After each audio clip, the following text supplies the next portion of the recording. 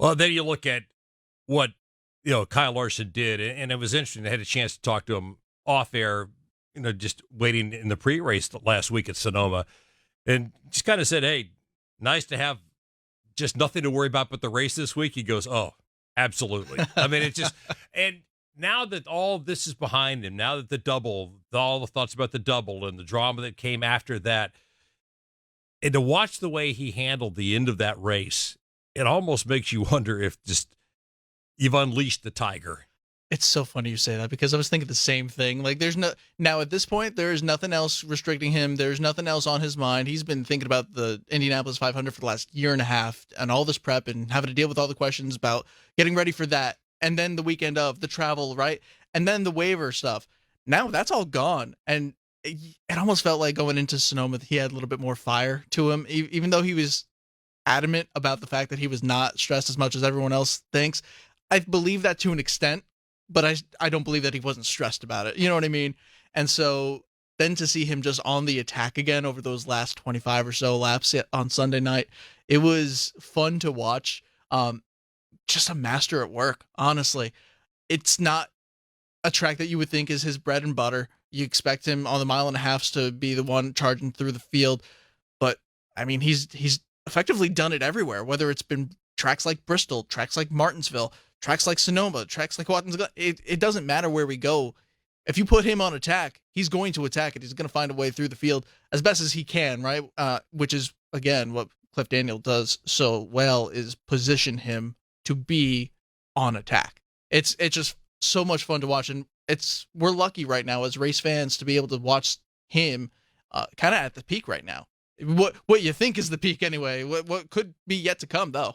Well, that's the thing, because you think about it, Davey. I mean, at the end of July, he'll turn 32, and he's got 26 career wins, but 20 of them have come in the last 3.5 years. So you start to wonder how many, what's the limit for this guy? Are we looking at another 50-win driver here?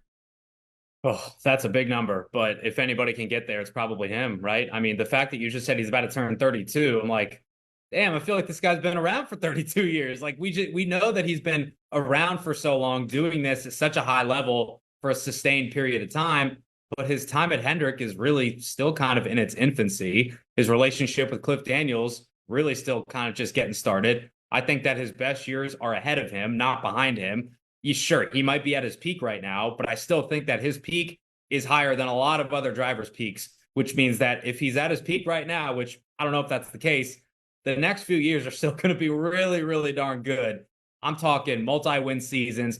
Who knows if we're going to get to that 10-win mark like he had a couple of years ago when he won that championship. I think those days may be numbered considering where we are currently as a sport with the Gen 7 car, but I mean, I don't think it's past Kyle Larson and Cliff Daniels and Rick Hendrick to produce a 3, 4, 5, 6-win season back-to-back years. I mean, this is the best driver that we have right now, not just in the Cup Series. I venture to say in North American motorsports. Sure, you can quote me on that.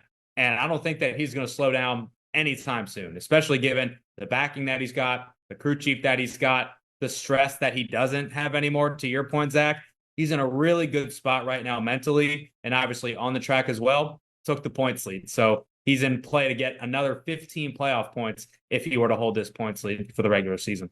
What do you think his limit is? Oh, man.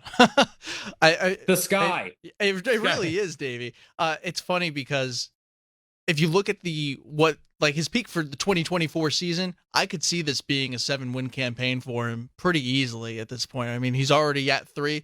Winning 4 almost seems low from this point on to the end of the year. To me, he's already a lock for the championship 4. He spotted the field of race, and he's still the points leader. And unfortunately, Denny Hamlin, we keep going back to him, basically gave up whatever advantage that Larson gave up by missing the 600.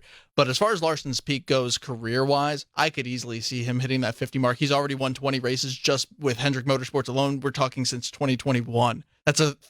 We're in the middle of the 4th season that he's with Hendrick Motorsports, and he's hit 20 wins already. It's an absurd number. I don't see him slowing down anytime soon. I really do.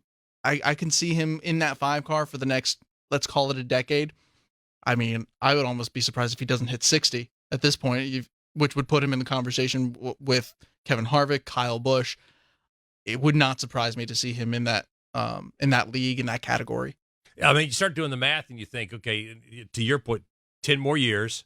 If he averages 3 wins a year, that's 30 more wins. That's it. That puts him in the mid 50s. And so you're looking 55, 60 wins is pretty doable from there, because you figure he's going to have more seasons with more than 3 wins than not, at least if it continues at this rate. So I would be almost surprised if he doesn't get to that 60 win mark.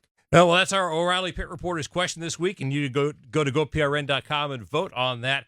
How many wins do you think Kyle Larson will finish his career with? And we'll give you some choices: 35, 45, 55, or 60 or more. Last week we asked you, who is the best road course racer right now in NASCAR?